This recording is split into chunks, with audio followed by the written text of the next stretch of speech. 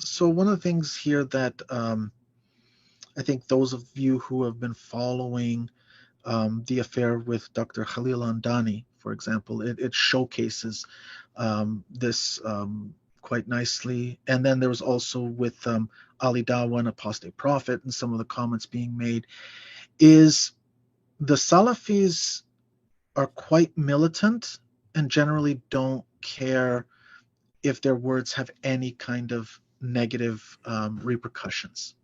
And this is quite serious. This is quite serious.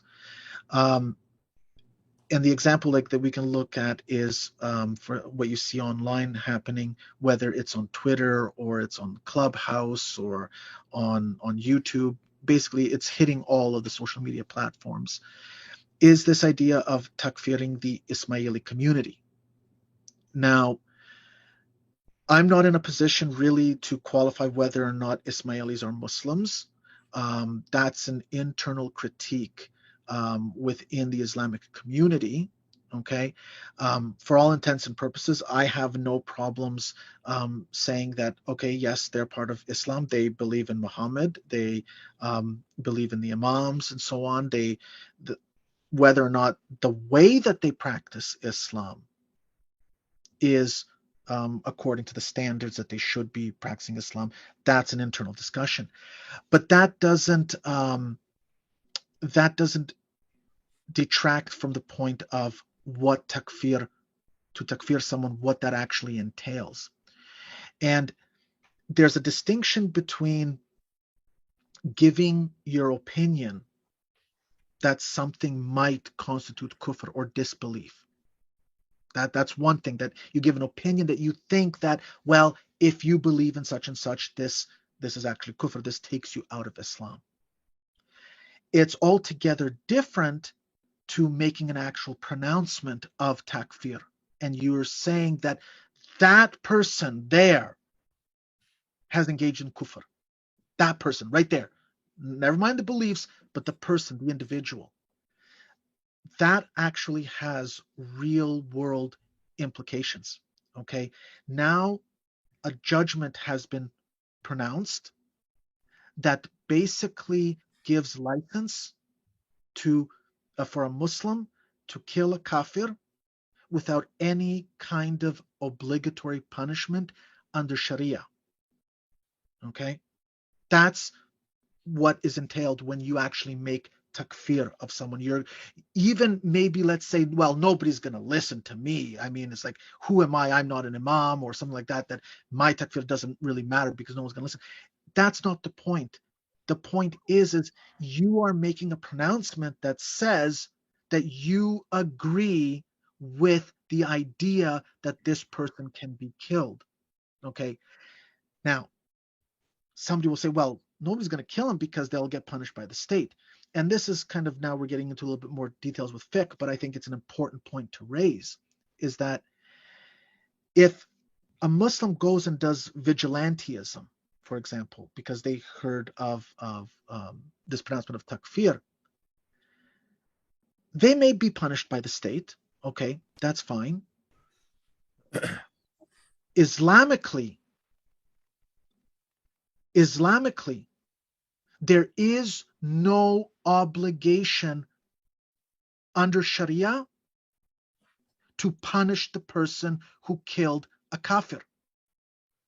The state may punish him for whatever reasons the state may have, but under Sharia law, there is no obligatory punishment to mete out to the person, the Muslim who kills a kafir. And in this respect, the Ismaili community has historically suffered a lot of persecution by the majority Muslim population because of this issue of alleged kufr. And there is a link there that I think, Jay, maybe you can post alongside this video, that I think that people should go and read.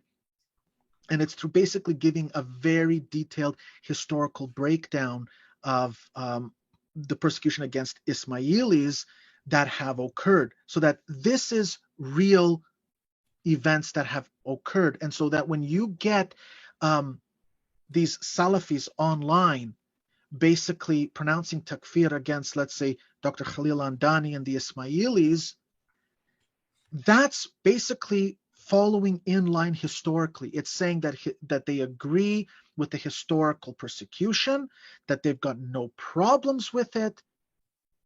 It's all fair game. They're not Muslims. And it's beyond that. It's like we agree with any kind of action that is taken against them, because to kill them is to serve the purpose of Islam. Okay? And so this ties in to another point that I think I want to dwell a little bit on, and I'm sorry I'm kind of taking a little bit of extra time here. That's fine.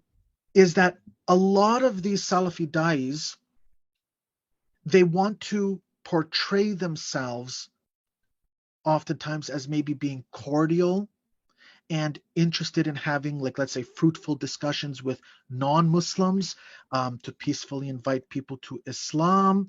I love the fruitful discussion platitude.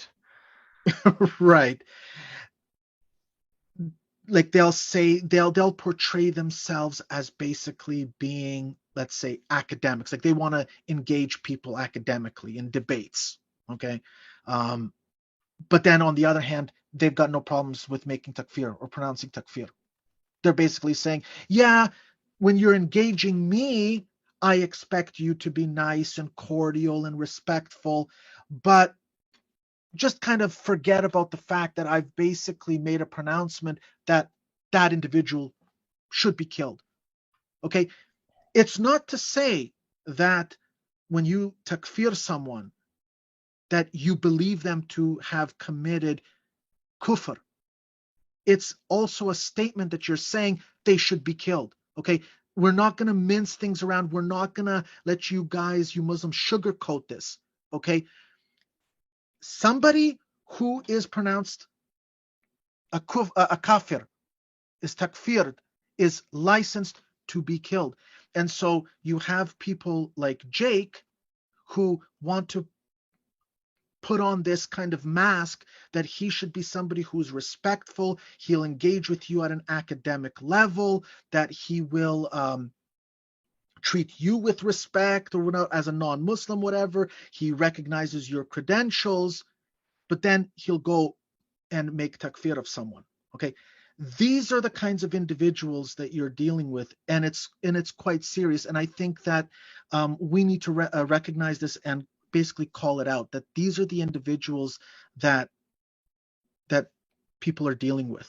Moving on, let's get to did you want to talk any more about the sort of facade that's put up about the respect and dignity for human life that's not really there, or do you want to move on to the next section about the Meccan phase?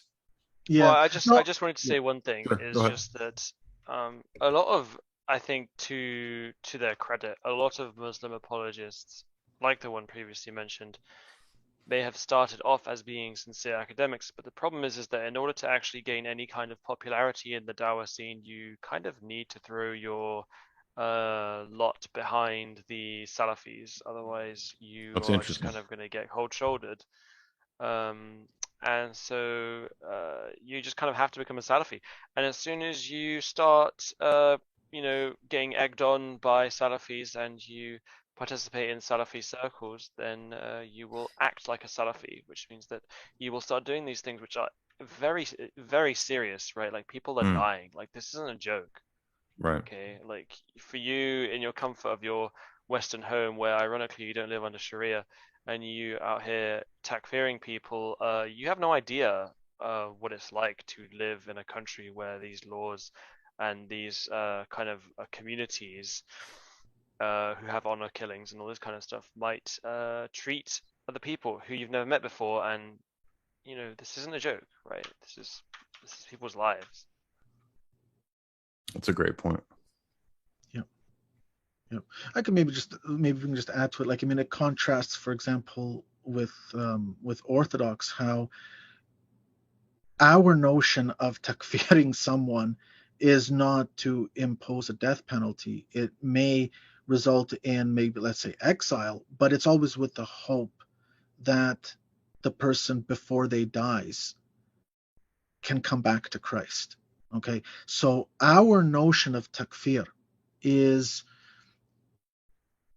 one of love, that you have to recognize that you're in error, that you're not part of the church at this point, but the door is always open to you up to your dying breath to come back. And it's in that hope that we have that lets you prolong your life. And it exhibits the compassion of orthodoxy.